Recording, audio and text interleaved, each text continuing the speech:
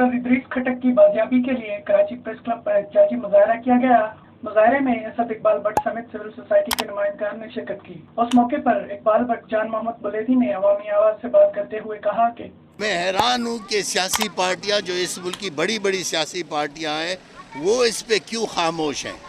जो जमहूरियत की बात करते हैं, जो समाज में जमहूरी इदारों की तकद्दुस की बात करते हैं, जो पार्लियामेंट की बात करते हैं, जो कानून की बात करते हैं, जो कानून की बालादस्ती की बात करते हैं, मैं समझता हूँ कानून आइन उसकी बालादस्ती का ये पहला ही सबक है कि हर एक को बोलने की, बात करने की, अपने ख़यालात की प्रचार करने की आज़ादी होती है। इस मुल्क में बलोच और पश्तून ज़्यादा इस मसले का शिकार है, उसका यूथ शिकार है, क्योंकि उसका यूथ डिप्रेस है, उसका यूथ जो है इस्तेसाल का शिकार है, उसको हकूक़ नहीं मिल रहे हैं, उसकी आवाज़ दबाई जा रही है।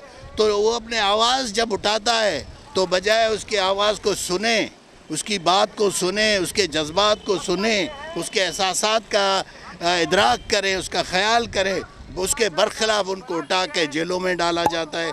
जब मुल्क में आइन मौजूद है, कानून मौजूद है, और ये आइन और कानून हमने नहीं बनाए, ये गेम्स ऑफ रूल जो हैं हमने नहीं बनाए, ये इन्हीं अदारों ने बनाए हैं।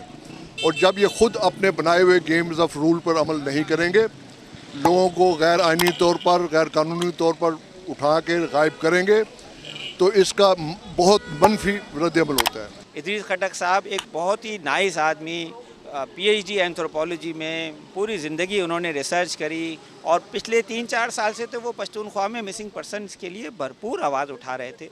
मज़ीद वीडियोस को देखने के लिए विजिट करें अवामी आवाज़ मीडिया ग्रुप की वेबसाइट awamiawaz.pk।